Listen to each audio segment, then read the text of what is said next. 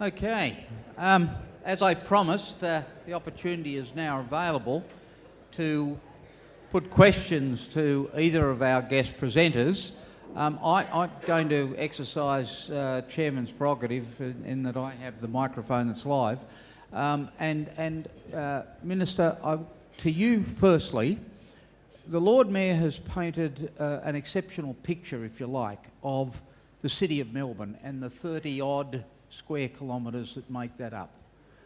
But in the conversations some of us were having a little earlier, clearly perhaps some of that prosperity doesn't get spread throughout what would be defined as, say, the City of Melbourne, even though we're not talking about the actual area that the Lord Mayor has responsibility for.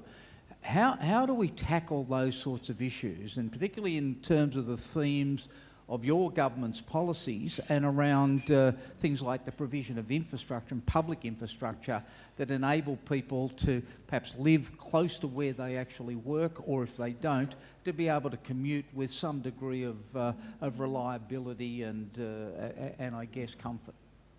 Well, I think you've gone a long way to answering your question with those last couple of comments, Stephen. We're really conscious of this. So if you look at great cities, at the heart of them, there are these globally competitive job clusters, which is exactly what Robert was talking about, and you have many of them here in Melbourne, which is a huge advantage. The challenge is when you get out into the outer suburbs or the regional cities, in many cases they're struggling more for those really globally competitive job clusters. So we can do one of two things. We can either better connect people into where those job clusters are, and there's an element, in a sense that's the default strategy at the moment in our cities. We're helping people get into where those jobs are more efficiently, more effectively, and inevitably we have to do a significant amount of that, which is why we need to invest more and better in infrastructure. But I also think in many cases it's a matter of actually creating more local job clusters, prosperous, fast-growing job centres in areas in addition to the CBDs of our major capital cities. And whether that's in our regional cities or in Western Sydney, this is a really big focus. Now, in Sydney, it's particularly important, not to underestimate the importance here in Melbourne, but it's particularly important because we've got all the jobs in the east, the jobs growth at least, and yet the housing growth is in the west. And so that's one of the reasons why the airport, which we see as a potential sort of real magnet for new jobs, is such an important investment for the federal government in changing that city. It's really about seeing Sydney as three cities: the east, which is the CBD that everyone here knows so well, I suspect, Parramatta in the middle, and then the outer west, which will be based particularly around Badgerys Creek, the airport. So creating those more local, competitive job clusters, I think, is absolutely essential to solving the problem that you're describing. Lord Mayor, in terms, though, perhaps of that report and that discussion that was convened with a number of local councils here in, I'd describe as Greater Melbourne, the sorts of issues around the benefits perhaps being perceived to exist solely within the CBD and not being transferred to some of the outer parts of Greater Melbourne.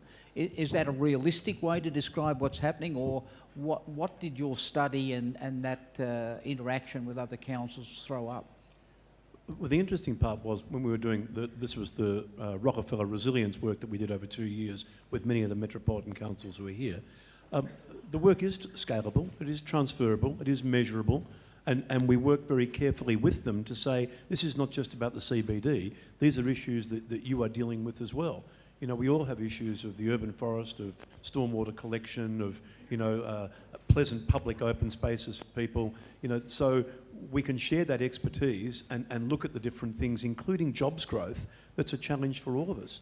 I mean, if I could say about Melbourne, if we want to do better in jobs growth, not just in the centre, here's one simple thing: stop spreading out like an ink stain.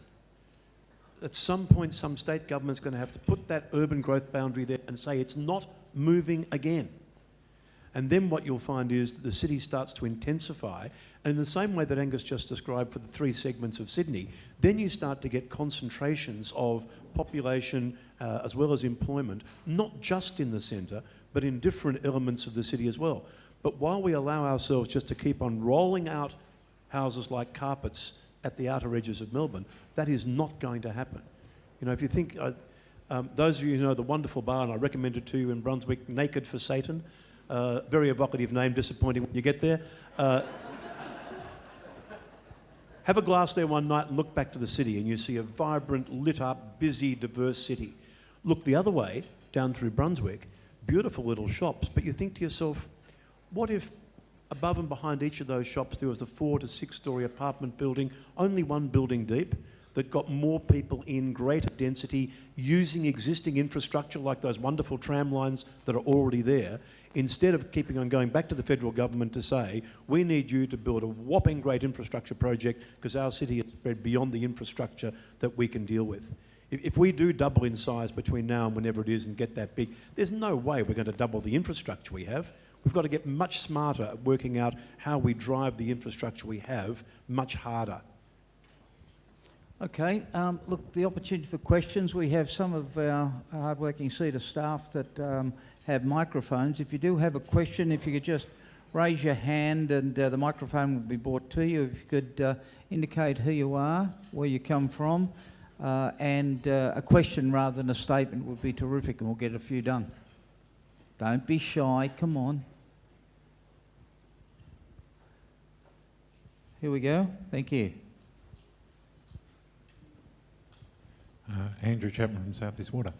The recent census and some of the challenges of open data, I'd like our speakers to, I guess, have a discussion about open data and how open we can be with the data, especially from a government perspective, where there's an expectation of high levels of privacy. Yeah, maybe the I know Melbourne's been grappling with this as well as us. So there's obviously an element of balance here, which is privacy is absolutely crucial. There's no doubt about it. There's some data where privacy is clearly not an issue. If you're just releasing sort of generic aggregated traffic data, it's not going to cause major privacy issues. But of course, there's other types of data where it is much more of an issue. And I think governments everywhere are going through a process of actually working out how to make sure that privacy is absolutely the primary consideration in making that work. It is important though to recognise the benefits if we can get this right. If we can protect privacy and release data. What is extraordinary about data releases is that it gives the opportunity for the private sector then to innovate around that data, and it can use it in many, many creative ways. And so that's why we see this as so important. The old model would have been find a bit of government data, get the government to build an app or a website so that people can access that data, which is the way we've always done it, say with the ABS data traditionally. But the truth is we know that if you release the data, the private sector will do most of that work for you. And they'll do it much better than we ever could. But I take your point, which is privacy absolutely has to be central to this. And one of the things I'm focused on, the other part of my portfolio, which is digital transformation, is making sure that is sorted. Fortunately or unfortunately, depending on the way you look at it, the census hadn't moved to the Digital Transformation Office this time round, but I suspect that may be different next time round. Oh, I'm going to resist that, Angus. I agree with Angus with protection of privacy being, the absolute watchword, but 2 quick examples. And I agree also that the private sector or some smart kid out there is going to be able to put these data sets together. I get complaints the whole time, people driving into the city on the weekend, they say, it took me 15 minutes to get down Collins Street. Well, traffic data is available from Vic Roads, construction data is available from us, as is data around events that are happening in the city.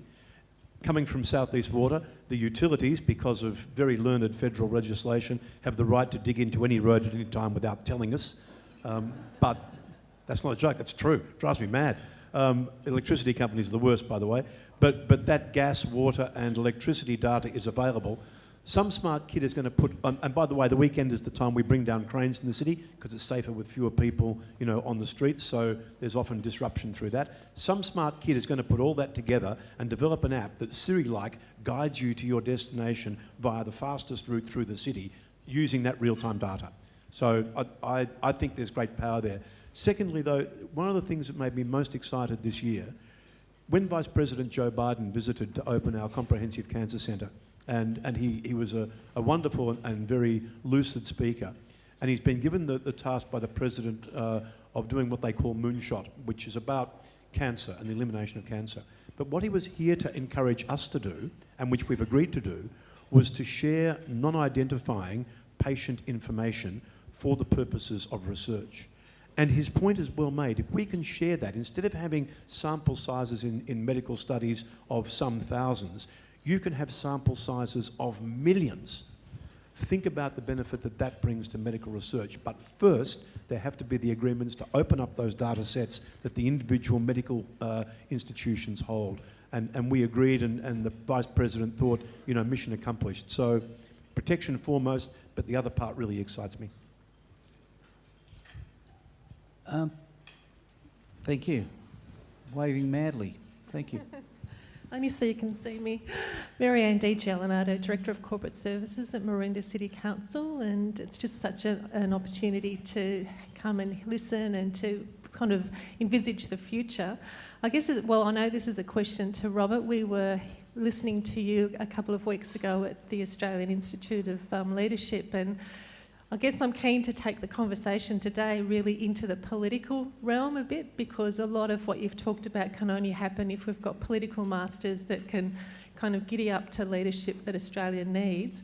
And Robert, for me, it was really focusing on your notion of the gang and what the gang leadership kind of looks like. And I've actually been reflecting on that over the last couple of weeks, and I think there's a lot of merit maybe to share that with the audience today, because I think there's a lot of resonance in that, given that the turbulence in the political domain at the moment, as far as leadership goes, we really do need some shining lights up there to navigate their way forward. Would you be prepared to comment, sure, please? Turbulence? What turbulence? Look, the book I shared was, I've read a lot about leadership, and to be honest, most of it's garbage.